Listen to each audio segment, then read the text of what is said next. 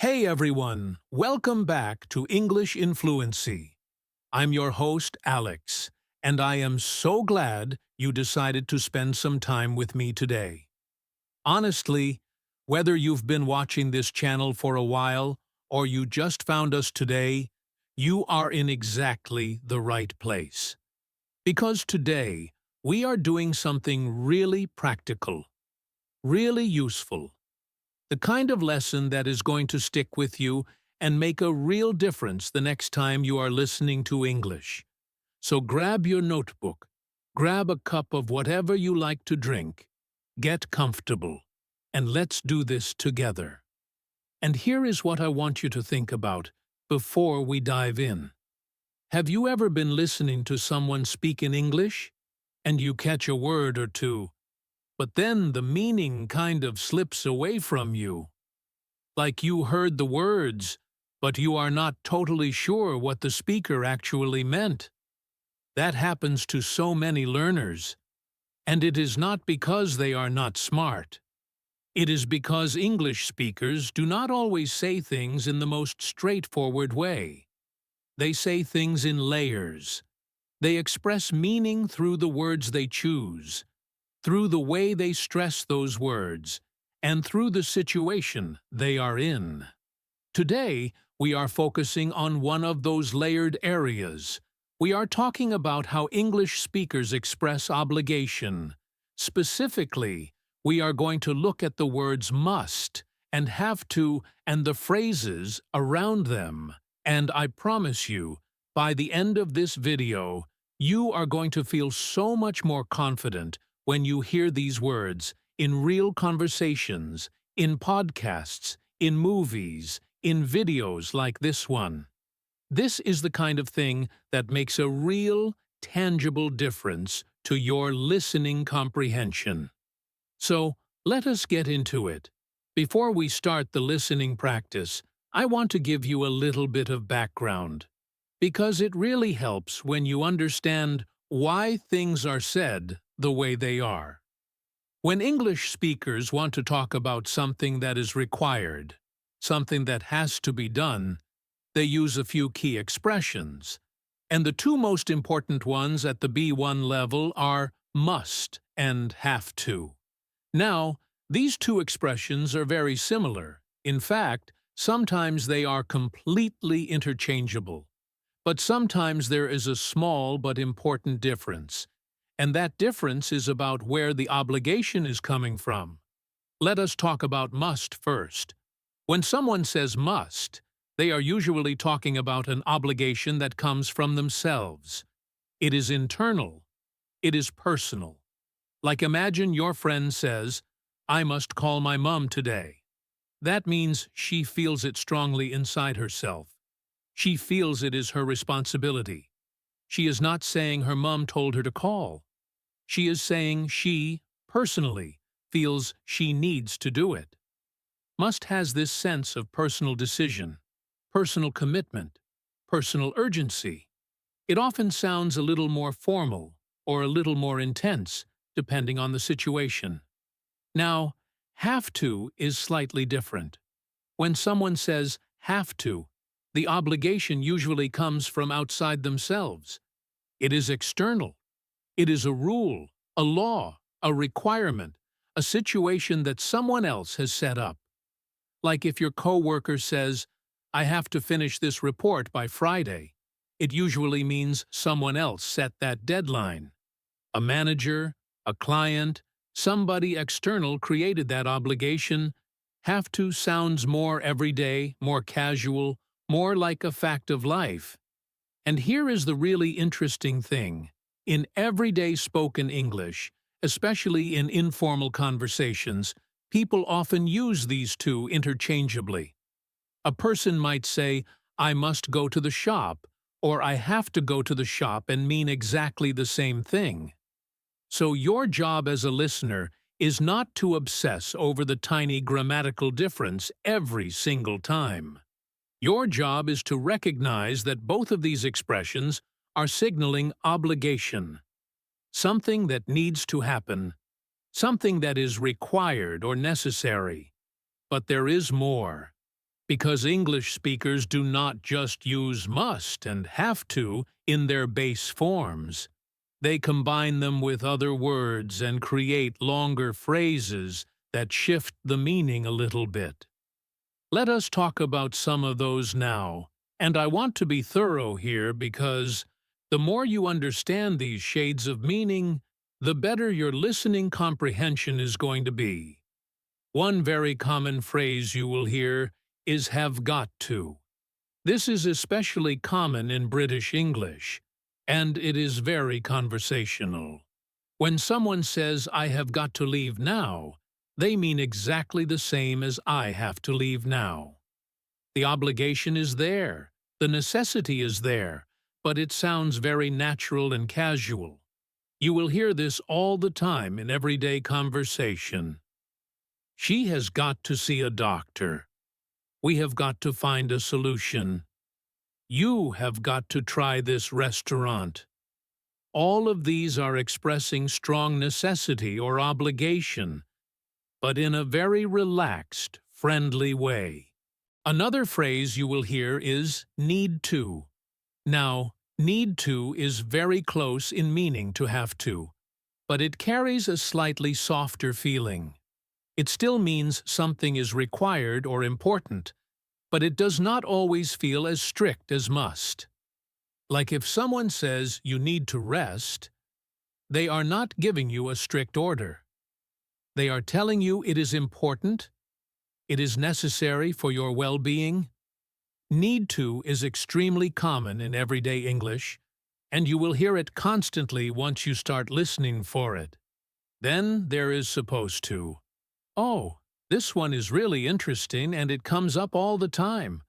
When someone says supposed to, they mean there is an expectation or a plan, something that was agreed upon or expected to happen.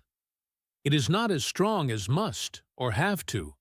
It is more like something was arranged or expected. For example, she is supposed to be here by 3 o'clock. That means there was a plan, an expectation. She said she would be here. Or, you are not supposed to use your phone in the library. That means there is a rule, a social expectation, that says phones should not be used there. Supposed to carries a sense of pre-existing arrangement. And one more important one, ought to. This one sounds a little more formal, a little old-fashioned sometimes, but you will still hear it. You ought to check the expiry date before buying. It is giving advice or expressing a kind of moral or social obligation. Similar to should, but a little stronger. Ought to is less common than the others, but it is good to recognize it, especially in more formal or considered speech. Okay, so now you have a good foundation. You understand must, have to, have got to, need to, supposed to, and ought to. All of these are ways English speakers express obligation, necessity, duty, or expectation. Now we are going to move into the listening practice. This is where things get really exciting, because we are going to hear these words and phrases in real context. We are going to hear them in stories, in conversations, in realistic situations. And that is where the real learning happens. I want you to listen carefully. Do not just listen for the words themselves. Listen for the meaning. Listen for the situation. Ask yourself, is this obligation coming from inside the speaker or from outside? Is it a strict rule or more of a personal choice? Is it urgent or more relaxed? Is the speaker using formal language or casual language? These questions will help you understand not just what is being said, but how it is being said. And that is the key to real fluency. Let us start with our first story. This one is about a young woman named Sophie, who has just started a new job.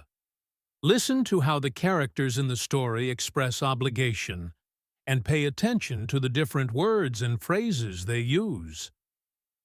Sophie arrived at her new office on a Monday morning feeling nervous. but excited. She had been job hunting for 3 months, and finally, she had gotten this position at a small but growing marketing company in the city. Her new manager, David, met her at the reception desk with a warm smile and walked her around the office to show her everything. "Welcome, Sophie," David said. "Before we do anything else, I must introduce you to the team. They have all been looking forward to meeting you." Sophie smiled and shook hands with each person. There were about 12 people in the office, and everyone seemed genuinely welcoming. She noticed how different this felt from her previous job, where no one had even learned her name for the first 2 weeks. After the introductions, David sat Sophie down in the small conference room and went through the company policies with her. "Right," he said, leaning forward slightly, with his hands clasped on the table. "There are a few things you have to know about working here. First, everyone has to clock in by 9 o'clock. We are very strict about that. If you are going to be late for any reason, you have to let someone know in advance, ideally your team lead." Sophie nodded, taking notes. "Second," David continued, "all client emails must be answered within 24 hours.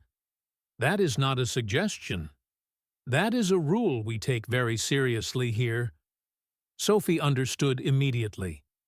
This was not optional. This was a must in the truest sense. Then David's tone became slightly more relaxed, and Sophie noticed the change immediately. "Now, for your first week, you do not have to worry about the client accounts.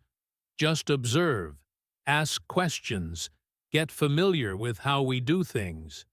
But you need to start learning the project management software this week, okay?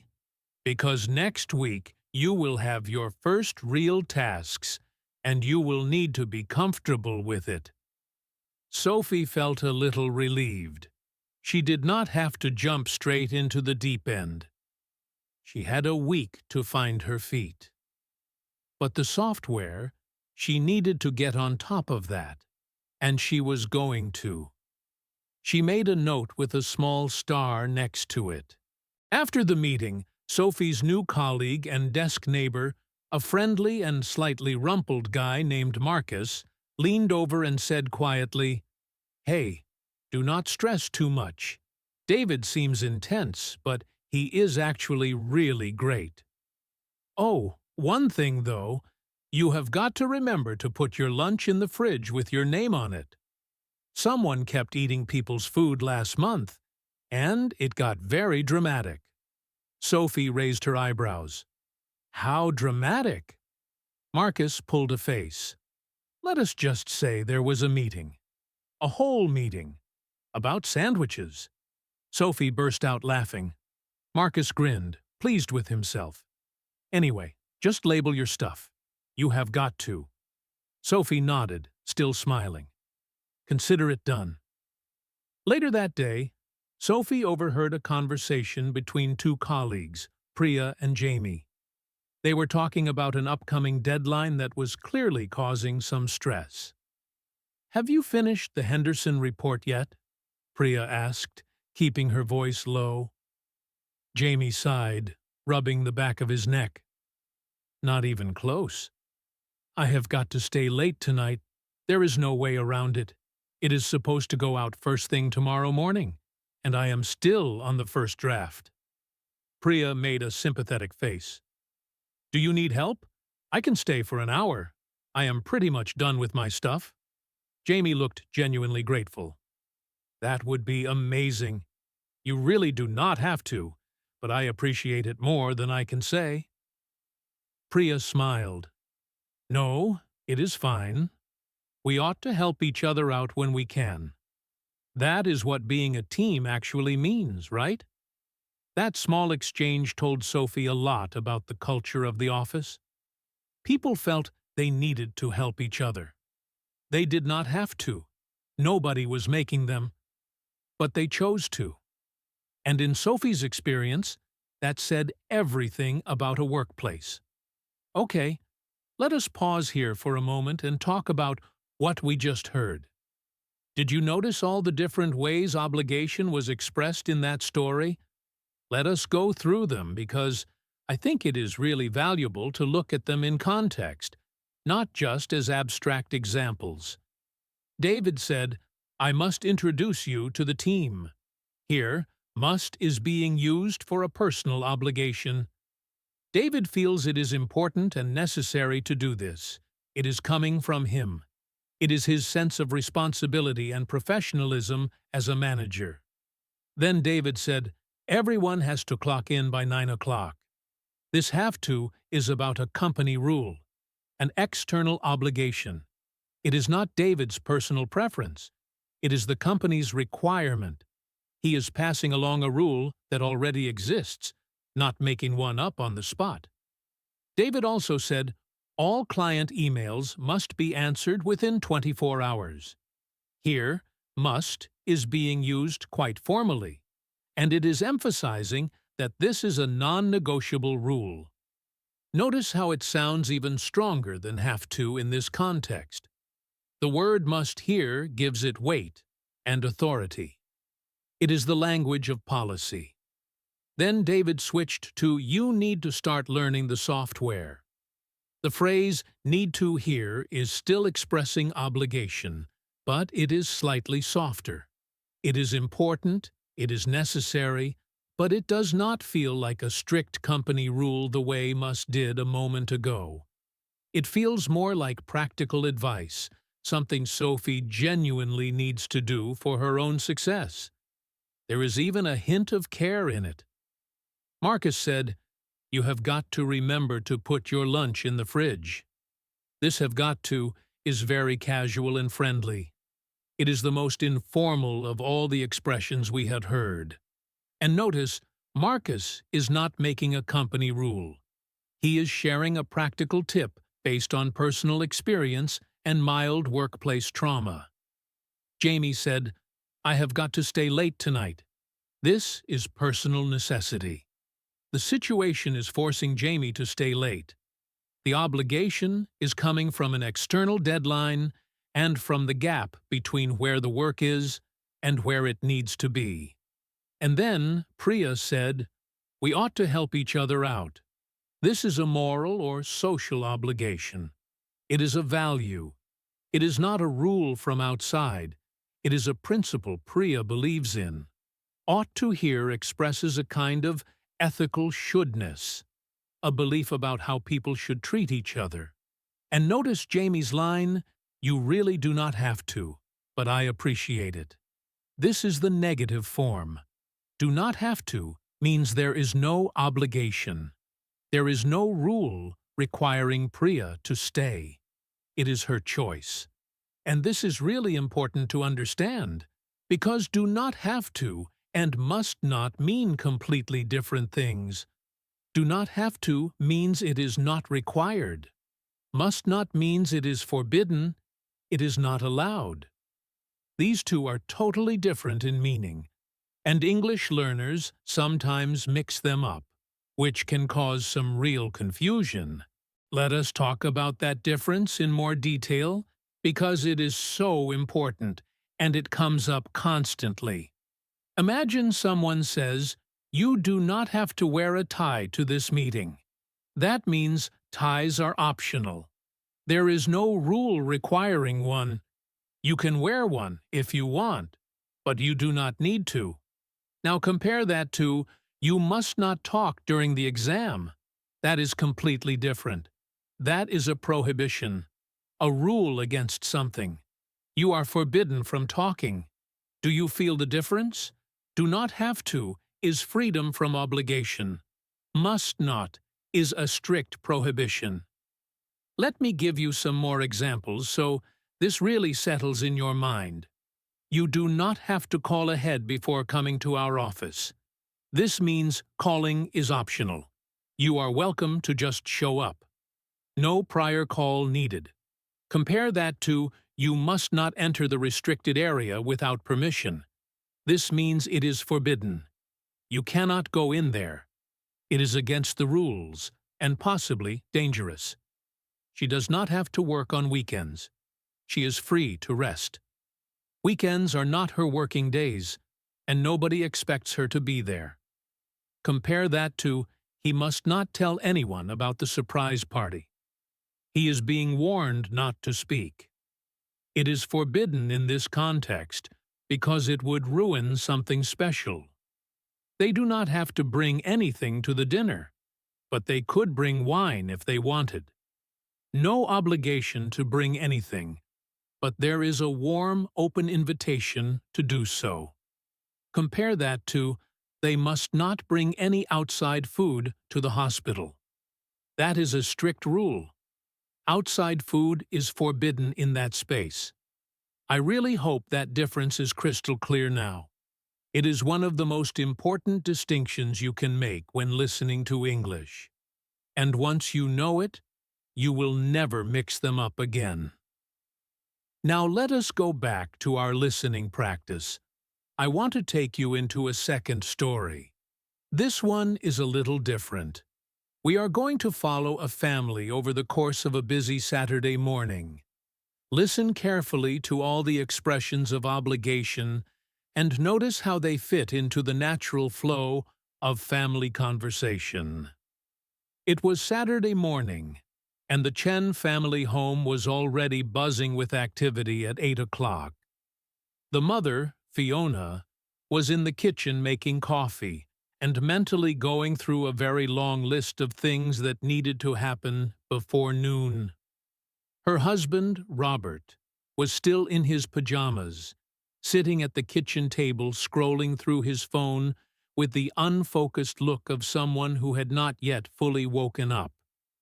Their teenage daughter, Lily, was still in bed, almost certainly asleep, and their younger son, Oliver, was already dressed and ready to go in his football kit, which he had apparently put on the moment he woke up, because Oliver was always like that. He had been ready for things approximately 30 minutes before everyone else his entire life. Fiona put her coffee down and looked at Robert with an expression that said many things without saying anything at all. "Robert, you have to get dressed. We have got to leave by 9 to make it to Oliver's game on time." Robert looked up from his phone. Yeah, I know. I just have to finish checking this one email." Fiona raised an eyebrow. "It is Saturday." Robert shrugged, and there was a hint of genuine guilt in his face. "I know, but it must go out today. It is time-sensitive. Give me 5 minutes." Fiona sighed, but she understood. Work had a way of following people home, even on weekends, especially his kind of work. She went to the bottom of the stairs and called up, "Lily, you have got to get up now. We are leaving in an hour." There was no response from upstairs, not even a rustling of sheets. She tried again, louder this time, and with more intention. "Lily, you must be downstairs and dressed in 15 minutes, or we are leaving without you." A long, low, muffled groan came from somewhere behind Lily's closed bedroom door. "Do I have to go?" came the sleepy voice, slow and miserable. "I really do not want to." Fiona pressed her lips together and counted silently to 3. "Yes, you have to. You are Oliver's sister, and it is his big game. He has been talking about this for 2 weeks. You need to be there to support him." Another groan, longer and more elaborate this time, but then the sound of movement, a creak of the bed. Progress. Oliver bounced into the kitchen and poured himself some cereal, sloshing a little milk onto the counter and wiping it with his sleeve before his mum could see. He was 8 years old and already wearing his football kit with his boots tied extra tight and his shin pads perfectly in place. He had been ready since roughly 7:15. "Mom, do I have to eat breakfast? I am too excited. I feel like I could run right now." Fiona smiled despite herself. Yes, you have to. You have got a big game. You need the energy. Your legs need fuel. You must eat something before you run around for an hour. Oliver sighed with the full dramatic weight of an 8-year-old being told something he did not want to hear, and sat down with his bowl of cereal. Fine, he said, then immediately brightened. But I do not have to have a shower before the game, right? Because I am going to get sweaty anyway. So it would be pointless. Fiona laughed. No, you do not have to shower before, you can shower after. This was apparently the best news Oliver had heard all week. Robert came downstairs about 10 minutes later, dressed and much more awake, his hair still slightly damp. He kissed Fiona on the cheek. I am sorry about the email. It honestly had to be done. She nodded and softened a little. I know. Just try not to check it during the game, okay? He held up both hands in a gesture of peace. I promise. I know I need to focus on being present today. That is what today is about. Fiona looked at him, and she believed him.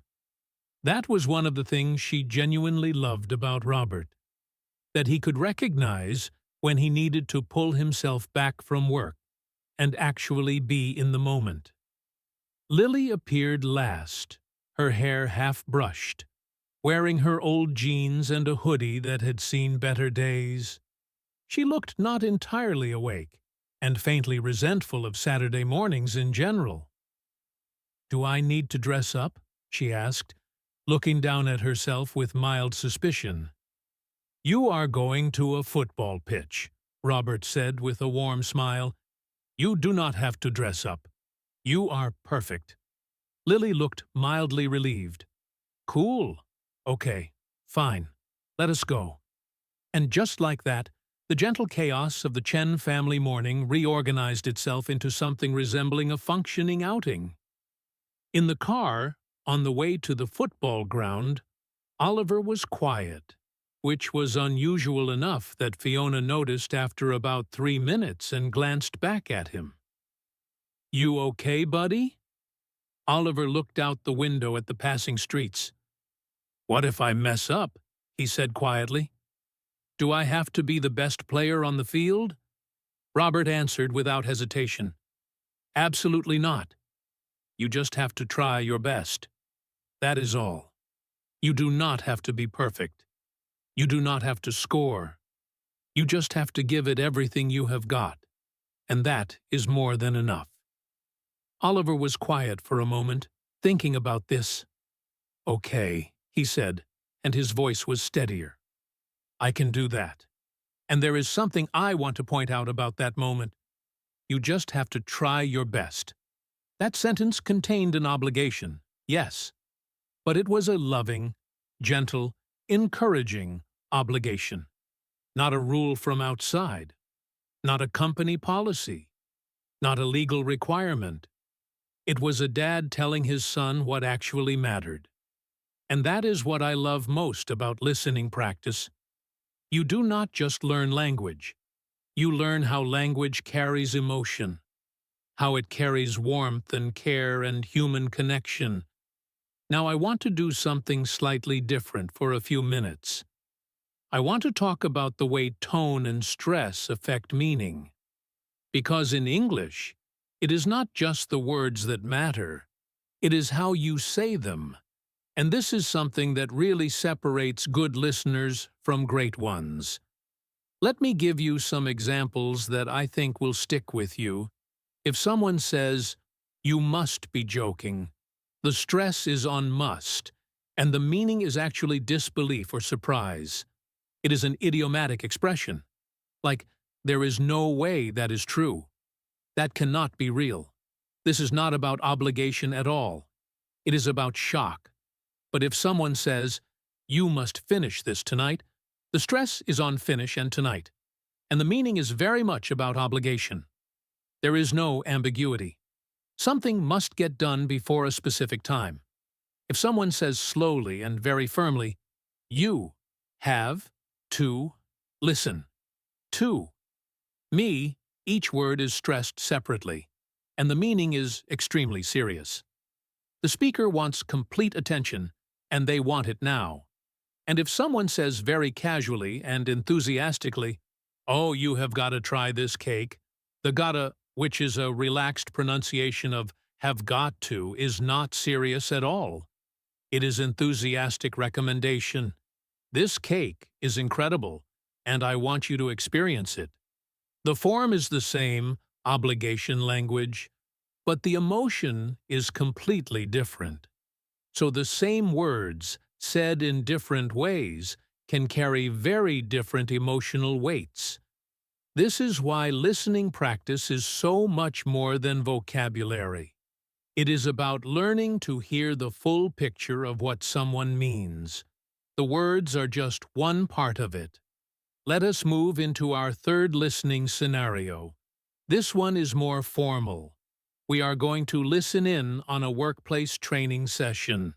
The trainer's name is Patricia, and she is conducting a health and safety briefing for a group of new employees. This is a great context for hearing must and must not used the way they appear in official and professional settings. Good morning, everyone. Thank you for being here. My name is Patricia, and I am your health and safety coordinator. I know inductions are not the most thrilling part of starting a new job, she said with a small smile, but this is genuinely important information, and I need you to pay close attention. Let us begin. She clicked to the first slide. First, and most importantly, you must wear your protective equipment whenever you are on the production floor. No exceptions. This is not optional. If you are on that floor, you must have your goggles, your gloves, and your safety boots on. If you are not wearing them, you must not enter. Full stop. She moved to the next slide. Fire safety. You must know where all the emergency exits are in this building.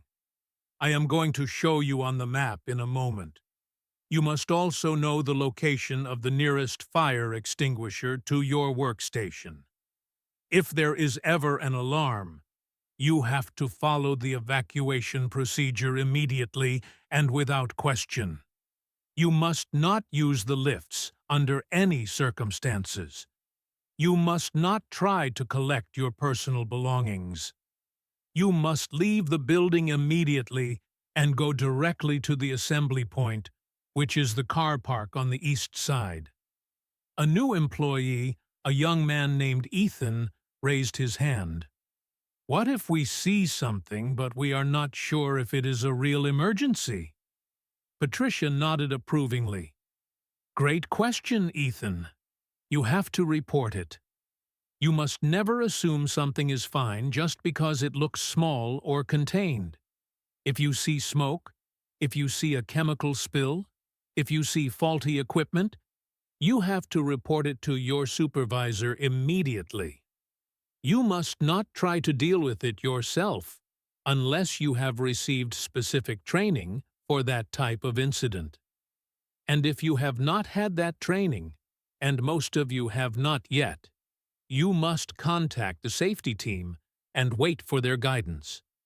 Another employee, a woman named Clara, raised her hand. What about the breaks? Are we supposed to take them at specific times, or is that flexible? Patricia smiled. Required breaks are not flexible. You are supposed to take a 15-minute break in the morning, a 30-minute lunch break, and a 15-minute break in the afternoon. These are not optional rest periods. These are required breaks. You have to take them. Taking proper breaks is part of working safely and effectively, and it is also a legal requirement. You must not skip your breaks to try to get more done. That is actually a health and safety issue, and the company takes it seriously. She looked around the room. Any other questions at this point? Ethan raised his hand again. Do we have to wear our ID badges all day, Including if we step out for lunch? Patricia replied clearly. Yes, you do. You must wear your ID badge visibly at all times while on company premises or in the vicinity of the building. This includes the car park and the cafeteria. You must not lend your badge to anyone for any reason. And if you lose your badge, you need to report it to reception immediately. Do not wait. Report it right away. After the session ended, and people were gathering their things and stretching their legs, Clara turned to Ethan and said quietly, "That is a lot to hold in your head all at once." Ethan nodded. "There is, but I suppose we have got to follow all of it. I mean, it is for everyone's safety, not just our own." Clara nodded. "Exactly. You really do not want to be the person who did not read the rules. And then something goes wrong." Ethan agreed. "True. I need to go over my notes again tonight and make sure I have everything clear."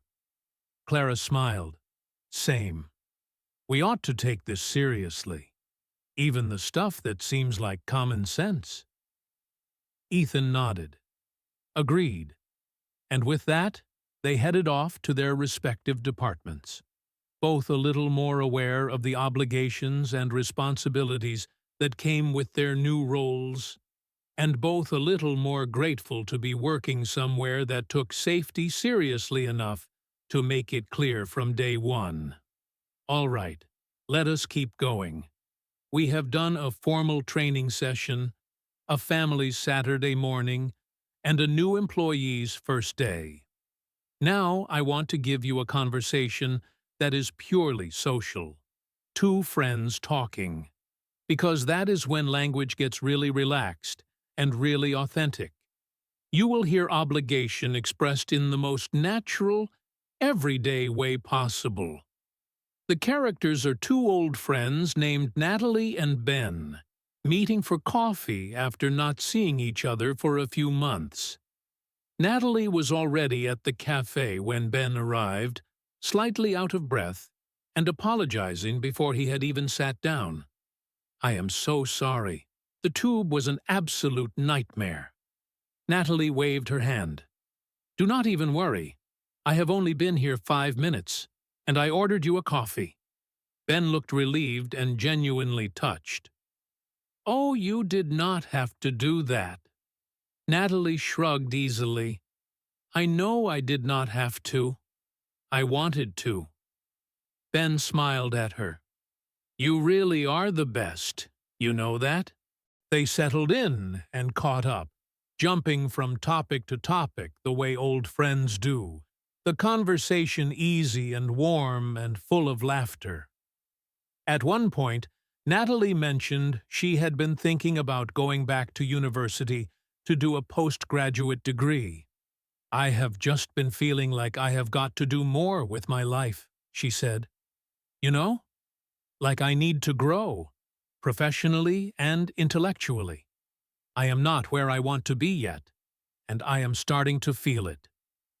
Ben listened carefully. "Is this something you want to do, or something you feel you have to do?" Natalie paused. "That is a really good question. I think it is both, honestly. I feel like I must, but I also genuinely want to. It is coming from inside me, but it is also being driven by where I want to end up." Ben nodded. "Then you should go for it. If it is that strong a feeling, you have got to listen to it." They talked about Ben's situation next. He had recently changed jobs and moved to a new part of the city, and he was still in that strange adjustment period where everything felt slightly unfamiliar. "I am still finding my feet," he admitted. "There is so much to figure out. I have had to completely change my daily routine. I have to get up earlier now because the commute is longer, which I was not prepared for. I have got to learn a whole new way of working because the company culture is really different from what I was used to." Natalie winced sympathetically. "That sounds genuinely tough." Ben shook his head. No, it is okay, actually. It is good for me. I just have to be patient with myself. I keep telling myself I must not compare where I am now to where I was 6 months ago. It is not the same situation, and the comparison is not fair to myself. Natalie nodded slowly. That is really self-aware of you. Ben laughed. Do not be too impressed. I am still complaining internally around the clock. At one point, Natalie mentioned that she had promised her mother she would visit that coming weekend. I have to go home this weekend, she said. I told my mom I would. Ben raised an eyebrow. Have to, or want to? Natalie laughed. Both, I think. I feel I ought to, because I have not been home in a while and she misses me and I know it. But I also genuinely miss her. And her cooking, if I am being completely honest. Ben laughed. Ah, there it is. Natalie grinned. I mean, she makes this incredible curry that I think about sometimes, like I just need it. I need it in my life right now. They both laughed at that, and Ben asked if there was any chance of a takeaway container being transported back to the city in Natalie's bag. Before they left, Ben mentioned he had a date the following evening. He said it casually, looking at his coffee, but Natalie immediately perked up. Oh, tell me everything. Right now. Ben looked embarrassed but pleased, the way people look when they are excited about something but do not want to show how excited they are. Her name is Diane. We met at a dinner party at a friend's place. She is really funny. Like, genuinely funny. And really smart. Natalie grinned. You have got to text me after and tell me everything. Every detail. Ben rolled his eyes affectionately. I will. I will. Natalie pointed at him across the table. You must, okay? You must not leave me hanging. I will be thinking about it all day. Ben laughed out loud at that. Fine, he said. I must. I promise. Natalie looked satisfied. Good. And here we have must and must not being used in a completely jokey, affectionate, playful way between close friends. There is no authority here. Natalie is not a manager or a teacher. She is a friend who is excited and being dramatic for effect. And Ben responds in kind, playing along with the formality as a small joke. Fine, I must. This kind of playful use of obligation language is everywhere in casual English conversation, and once you start hearing it, you will smile every time. Okay, let us do one more scenario before we move into our review section. This one is a little more nuanced. We are going to listen to a phone conversation between a university student named Sam and his academic advisor, Professor Morgan. Sam has been struggling to meet his deadlines, and he is calling to talk about what he needs to do and where things stand. Good afternoon. Is this Professor Morgan? Sam asked, his voice a little careful and nervous. It is, said a calm, measured voice on the other end. Sam, yes, I have been expecting your call. Wherever you are, take a breath and let us talk about what is going on. Sam let out a small sigh. Okay, so I just wanted to be upfront with you. I am struggling. I know I have to hand in my dissertation proposal by the end of the month, and I am not where I need to be. I wanted to talk about it before it became a bigger problem than it already is. There was a brief pause. I appreciate you coming to me proactively, Professor Morgan said. That is exactly what you should do in this situation. So tell me, what is the main difficulty? Sam explained that his research had taken an unexpected turn, and he had had to completely rethink his approach after realizing his original angle was not going to work. I had to basically start over about 3 weeks ago, he said. I know I should have flagged this earlier, but I was hoping I could sort it out myself. Now I am realizing I have got to be honest about where I am at, or I am just going to keep falling further and further behind, and that is not going to help anyone." Professor Morgan was quiet for a moment. "You do not have to have a perfect topic right now," she said, and her voice was steady and reassuring. "What you need to do is have a clear and honest picture of your direction. That is all the proposal needs to show at this stage of your research." Sam felt a wave of relief move through him. "So, I do not have to have all the research done by the end of the month?" Professor Morgan's voice had a slight warmth in it, almost amused. "No, you absolutely do not. The proposal is not the finished research. It is a roadmap, not a destination. But you must be clear about your research question, your methodology, and your key sources. That is what I need to see from you." Sam wrote that down quickly. "Okay, I can do that. I think I have been telling myself I need to have everything perfectly figured out before I commit to anything, and it has been paralyzing me completely." Professor Morgan replied, "That is a very common trap, especially for students who care deeply about doing good work. You must remember that research is by definition a process. It is supposed to be messy and uncertain in the middle. That is not a sign of failure. That is just what research looks like. You just have to keep moving and keep communicating with me. You must not go silent. If something comes up, if you hit another wall, you need to reach out, and we will work through it together." Sam nodded to himself in his small flat. "I will. I promise. I have got to stop trying to handle everything completely on my own." Professor Morgan agreed warmly. "Exactly. And Sam, one more thing, because I want to say this clearly. You need to take care of yourself. I mean that genuinely. You must not sacrifice your health or your mental well-being for your degree. If you are struggling in ways that go beyond the academic, you ought to speak to the Student Well-Being Service.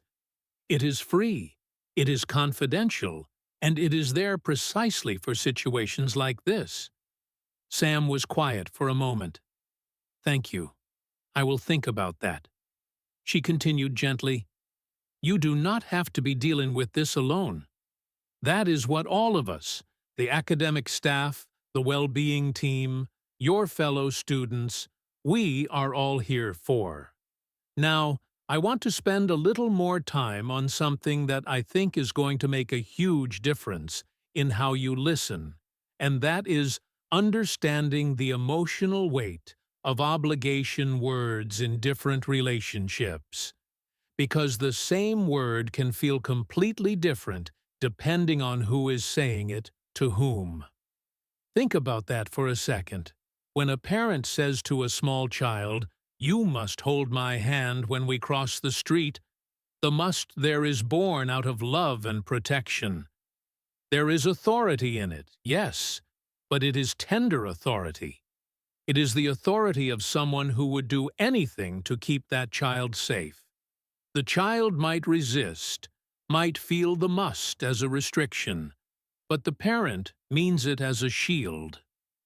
When a government official says to the public, "Residents must comply with the new regulations," the must there is much more distant. It is institutional. It is impersonal. It is a rule handed down from a structure, not from a relationship. There is no warmth in it, and it is not meant to be warm. It is meant to be clear. When a friend says to another friend, "You must come to this party," you absolutely must. The must is completely different again. It is enthusiasm. It is invitation. It is the must of someone who wants to share something good. The obligation is not real in any formal sense. No one will enforce it. But emotionally, in the context of friendship, it carries the weight of "I want you there, and I will be disappointed if you are not." So must can be a shield, a rule, or an invitation. It can be whispered with love, stated with authority, or said with a grin. And the word itself does not change. The situation does. The relationship does. And that is one of the most fascinating things about language. The same is true of have to. When your dentist says you have to floss every day, you hear it as medical advice, probably a bit guilty, maybe nodding while already knowing you will not floss every day. When your coach says you have to train harder if you want to make the team, you hear it as a challenge. When your friend says you have to see this film, you hear it as enthusiasm and shared joy. The words are the same, the meaning shifts entirely with context. This is why I always say that language is a living thing. It breathes. It responds to the people around it. It changes color depending on the light it is held in. And your job as a listener is not just to know the definition of a word. Your job is to hear the whole situation, the relationship, the tone, the emotion, the purpose. And that is a skill that grows slowly and beautifully over time. Let me give you another mini story to illustrate this. This one is short, but I want you to listen for the emotional shifts in how obligation is expressed. The character is a woman named Helena, in her early 40s, having dinner with her elderly father, Martin.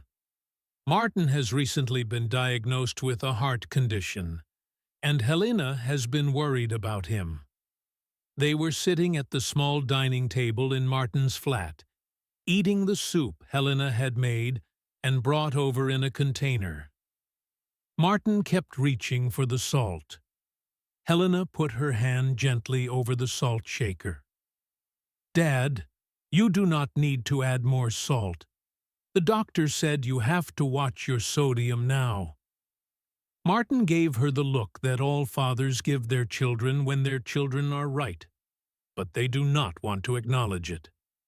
"I have been eating the way I want to for 73 years, he said. Helena did not move her hand. "And I love you for all 73 of those years, which is exactly why you must take this seriously." Martin was quiet. She continued more softly. "I am not trying to control you. I know you do not have to listen to me. But you need to understand that when the doctor says watch your sodium, he means it matters. It genuinely matters for your heart." Martin looked at his soup. He picked up his spoon. "Fine," he said quietly. "No salt." Helena felt something in her chest loosen. "Thank you," she said, and they ate their soup together in comfortable silence. Did you hear all of that? Helena started with "you do not need to add more salt," which is gentle and suggestive. "You have to watch your sodium" is a statement of external obligation, the doctor's instruction, something coming from outside. "You must take this seriously" is Helena's own personal urging, internal and emotional. "You do not have to listen to me" acknowledges Martin's freedom and autonomy, while still expressing care. "And you need to understand" is a bridge between the emotional and the practical. That is 5 different obligation expressions in a few short lines, each one carrying a slightly different emotional texture. And all of them arose naturally from the situation, from the relationship, from the love between a worried daughter and a stubborn but beloved father. I want to give you one more scenario because I think variety is everything when it comes to listening practice. This time, let us go to a very different setting.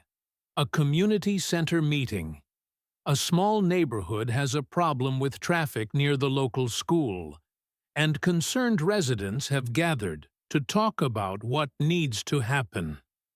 The meeting is being led by a local counselor named Dominic. "Thank you all for coming this evening," Dominic said, looking around the room at the 40 or so people who had turned up. He recognized most of them, which was the thing he liked most about local politics. "These are people I know," he thought. "I have to get this right for them. I must." He cleared his throat.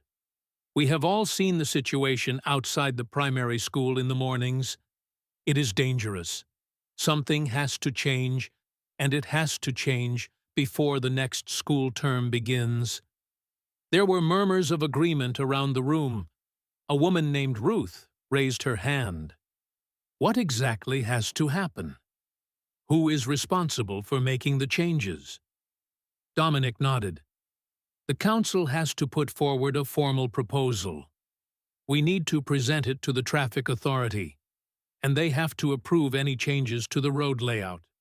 That is the process. It takes time, which I know is frustrating, but we have to follow it." Ruth looked unsatisfied. "And in the meantime?" Dominic sighed. "In the meantime, parents need to be aware of the dangers. Children must not cross without an adult. Drivers absolutely must not park on the yellow lines outside the school entrance. We have been lenient about this, and we must stop being lenient. People are putting children at risk." A younger man near the back stood up without being asked. "What about us? What can we do?" Dominic looked at him, and something straightened in his posture. "You do not have to wait for us. You ought to form a parent volunteer group. You need to be visible at the school gates in the mornings. You could petition the head teacher to write a letter to all families. You have got to make some noise, otherwise nothing changes." The room was quiet for a moment, and then someone started to clap, and gradually others joined in. After the meeting, Ruth and the young man, whose name turned out to be Patrick, stood outside talking. "That was more useful than I expected," Ruth said. Patrick nodded. "We have got to actually do something now." Ruth agreed.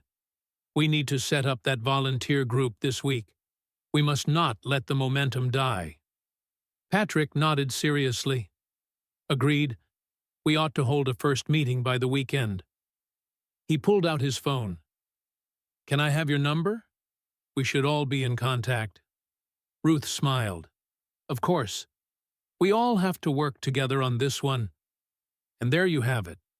Obligation language in a community and civic context. A slightly more formal setting than friends at a coffee shop, but not as official as a corporate training. Notice how Dominic used must and have to interchangeably for rules and requirements. Must not for the serious prohibition about children crossing unsafely, and need to for the practical actions the community should take.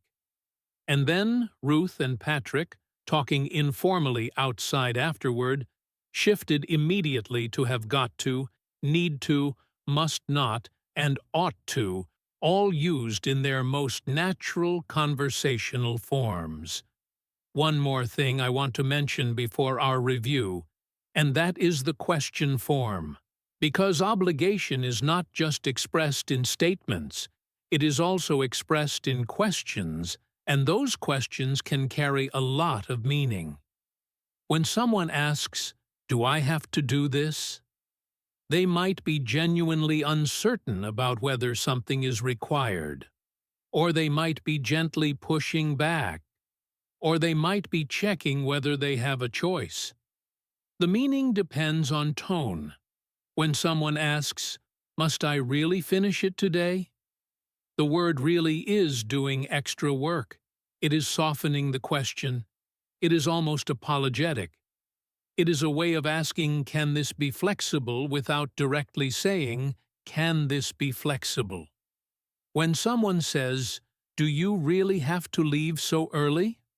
To a guest who is getting up to go, it is not really a question about obligation at all.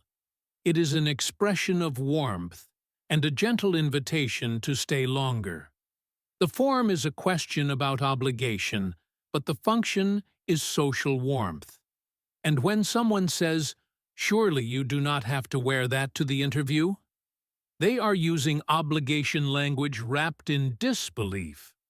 The surely makes it even stronger. They are saying this cannot actually be what you are planning to do.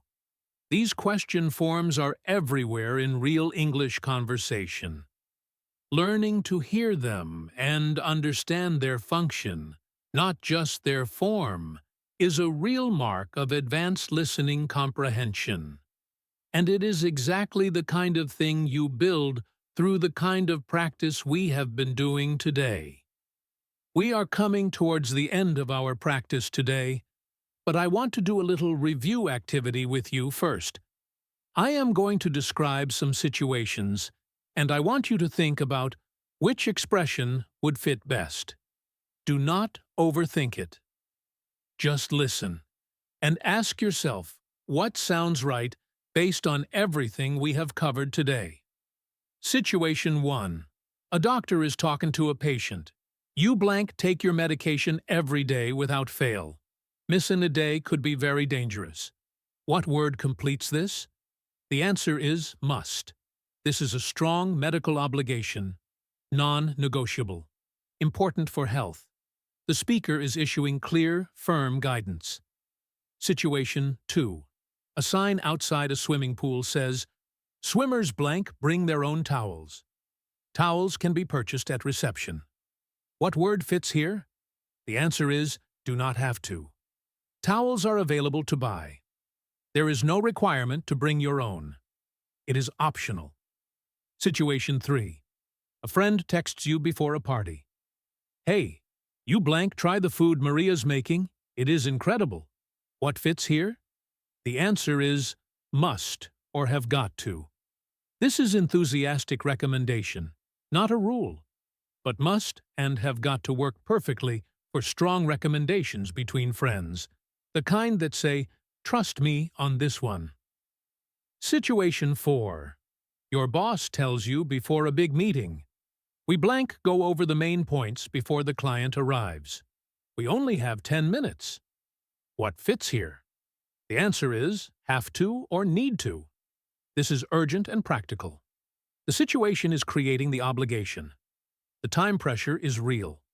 Situation 5. A notice in a museum says, "Visitors blank touch the exhibits." What fits here? The answer is must not. This is a prohibition, a strict rule. Touching is forbidden.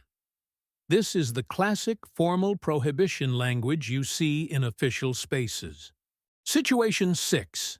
A parent says to a teenager, "You blank be home by 8 o'clock. I mean it." What fits here?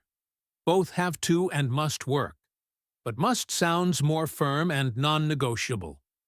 It is the kind of must that means this is not up for discussion. Let us also talk about a few more things that come up in natural listening, and that learners at the B1 level often find challenging. One of those is contracted and reduced speech. In natural spoken English, have to often sounds like have to. Got to sounds like gotta.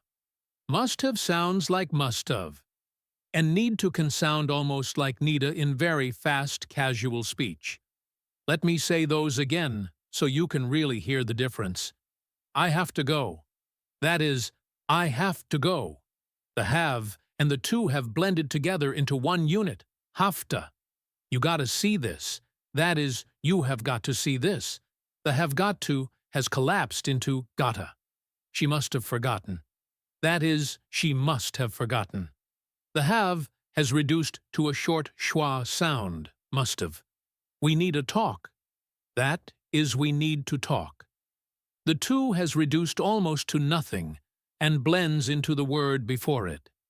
These contracted, reduced forms are incredibly common in natural spoken English.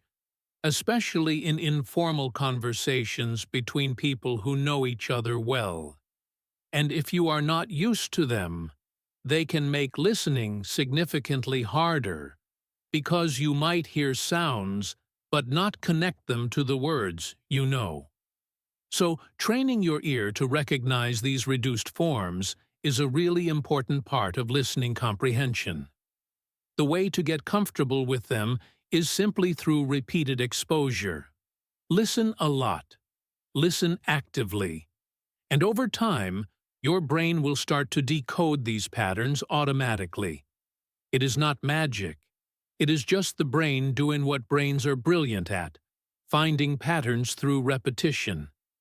Now let me give you some final thoughts on how to use everything you have learned today in your ongoing listening practice. Because the lesson does not stop when the video ends, the first thing I want you to do is start noticing. Every time you hear an English conversation, whether it is in a television show, a podcast, a film, a YouTube video, or real life, start listening specifically for obligation words. Must, have to, need to, have got to, ought to, supposed to. Start collecting them in your mind and in your notebook. Notice how they are used. Notice the tone. Notice the context. Ask yourself, is this a rule from outside or a feeling from inside? Is it urgent or relaxed? Is it formal or casual? Training your ear to be curious and active rather than passive is one of the most powerful things you can do for your listening comprehension. The second thing is to practice out loud. Take the examples from today's stories and say them yourself. Say them with the same emotion the characters had. You must be downstairs in 15 minutes. I have got to stay late tonight. You do not have to do that. Feel how these phrases sit in your mouth. Notice how your voice changes depending on whether you are being firm, casual, playful, or warm. Getting physically comfortable with these phrases is an underrated part of learning. The third thing is to become aware of formality levels. Start developing a feel for when must is being used officially and when it is being used playfully between friends.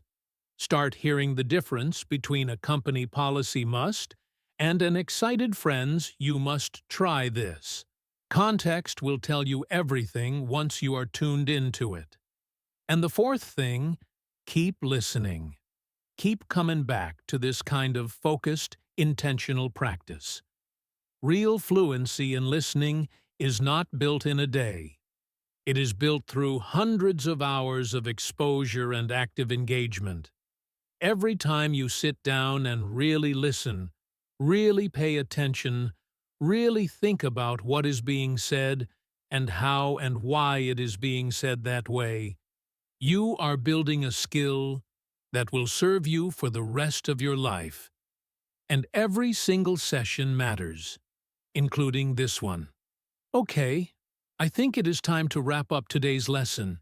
Can you believe how much we covered? We talked about must and its internal personal quality. We talked about have to and its external rule-based quality. We explored have got to, need to, supposed to, and ought to, and all the different shades of obligation and necessity they carry. We heard those words in a new employee's first day at work, a family's Saturday morning, a health and safety training session, a coffee meeting between old friends, a student's phone call with her professor, a tender dinner between a daughter and her father, and a community meeting about local safety. We talked about must not versus do not have to, and the essential difference between prohibition and freedom from obligation. We explored contracted forms like have to, gotta, and must've. We talked about how tone and stress can completely shift the emotional meaning of obligation words. We explored how the same words carry different emotional weight depending on the relationship. And we did a review activity to check your understanding. That is genuinely a lot, and I am so proud of you for sticking with me through all of it. Honestly, this kind of deep, careful, contextual listening practice is exactly how real progress happens. Not just memorizing rules, not just knowing definitions, but hearing language alive, in real situations, with real emotion and personality and warmth and human messiness in it. That is the stuff that actually changes the way you listen. If this video helped you today, I would really love for you to hit that like button. It takes 1 second, and it genuinely makes a difference. It tells the platform that this content is worth showing to more learners, and it helps me keep making these videos for you. And if you have not subscribed to English in Fluency yet, please do it right now. We have new content coming every week, all of it designed specifically for real learners at real stages of their English journey. We are not here to make you feel overwhelmed. We are here to help you actually improve, step by step, lesson by lesson. I also really want to hear from you in the comments section. What was your favorite moment from today's lesson? Which story resonated with you the most? Was there a phrase or an example that made something finally click? Tell me. I read every single comment, and I genuinely love connecting with the people in this community. You are why this channel exists. And if you want more practice right now, while you are in the learning zone, check out some of our other B1 listening videos.